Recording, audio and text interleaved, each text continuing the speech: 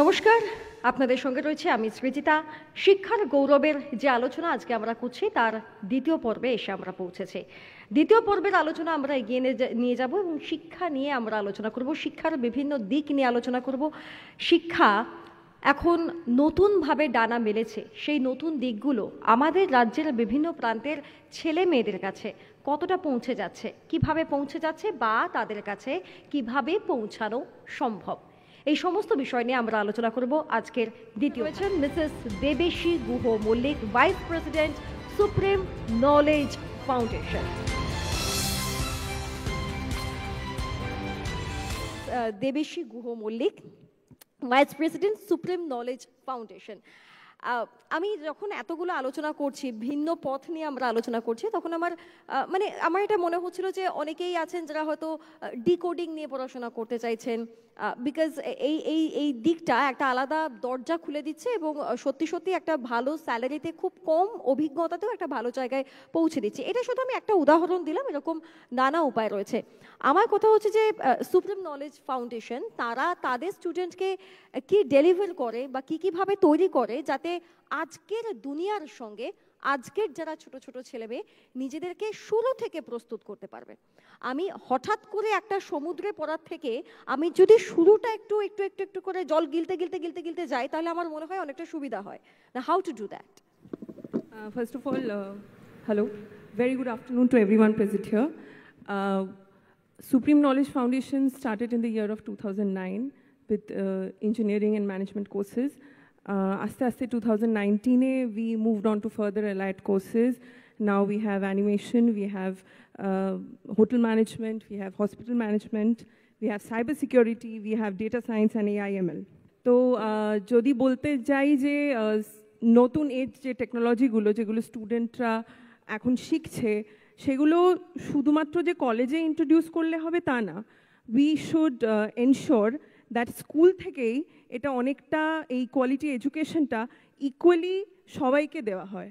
মানে regardless of socio economic বা geographical location, all schools should be অনেকটা well equipped with the latest technologies.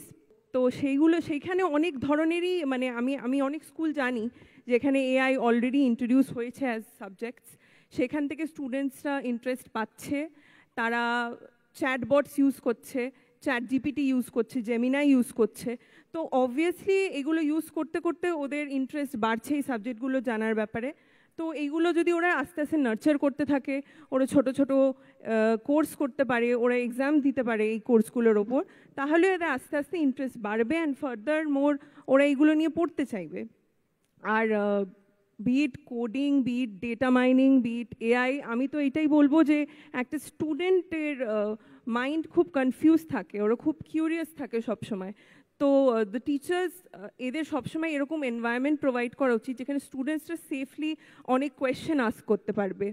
তাই এইভাবেই আমাদের এডুকেটররা স্টুডেন্টদের সিলেক্ট করতে পারবে অ্যাকচুয়ালি এই স্টুডেন্টটার কী জানার ইচ্ছে আছে, সে ক্লাসরুমের মধ্যে কীরকম কোয়েশ্চেন করছে, এতে তার কিউরিয়াসিটি, তার ইনকুইজিটিভনেস এগুলো বোঝা যায়। তো এইটা আমি বলবো একটা এডুকেটরের রোল অনেকটা হয়ে দাঁড়ায় একটা স্টুডেন্ট ফিউচারে কোন সাবজেক্ট সিলেক্ট করবে। আমরাও ছোটোবেলায় অনেক সময় এরকম সাবজেক্ট সিলেক্ট করে ফেলেছি, বন্ধুরা এটা নিচ্ছে আমরাও এটা নেব, ভেরি রং ডিসিশন। ইয়েস।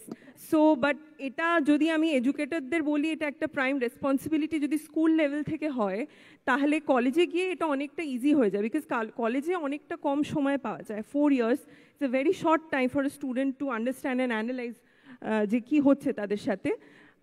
তাছাড়াও আমাদের কলেজেও আমরা মেন্টরদের একটা এক্সট্রা রেসপন্সিবিলিটি দিয়ে রাখি যে through project work, through like team করে একটা প্রজেক্ট করে যেখানে তারা অ্যাকচুয়ালি বুঝতে পারে একটা স্টুডেন্টের কিসে ইন্টারেস্ট আছে। একটা স্টুডেন্ট এখন একটা অ্যাপ বানাচ্ছে, সেটা আমরা দেখছি সে কীরকমভাবে বানাচ্ছে। তো এইগুলো তো একটা স্টুডেন্টকে আমরা দেখি সে ইউটিউব থেকে এক্সাম্পলস নিচ্ছে, বিভিন্ন টিউটোরিয়াল থেকে এক্সাম নিচ্ছে, কিন্তু একটা টিচার বা তার মেন্টর কিন্তু সবচেয়ে ভালো তাকে চিনছে। আর তারা যে ফিডব্যাকটা দিচ্ছে তাদের ব্যাপারে আমাদের, that is making us analyse যে সেই স্টুডেন্টটা ফিউচারে কোন দিকে বেশি ভালো যেতে পারবে। তো দ্যাট আনসার্স ইউর কোয়েশ্চেন।